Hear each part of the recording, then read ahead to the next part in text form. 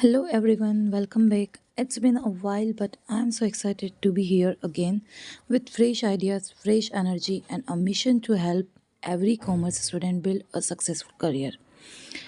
One question I have been asked again and again is what should I do after 12th commerce? Which course is better for me?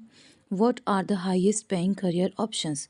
If these questions are on your mind, then this series is exactly for you.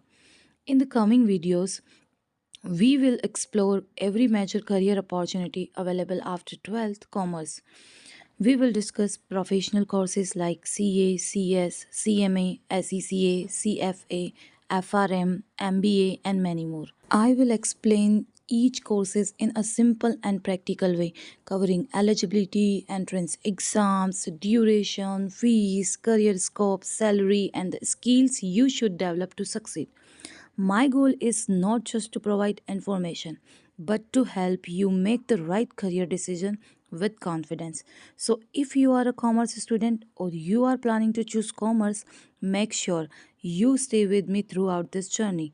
Let's unlock your potential, explore exciting opportunities, and build a bright future together. Thank you for being here, and let's get started. Dream big, learn continuously, and remember your commerce journey starts with the right guidance.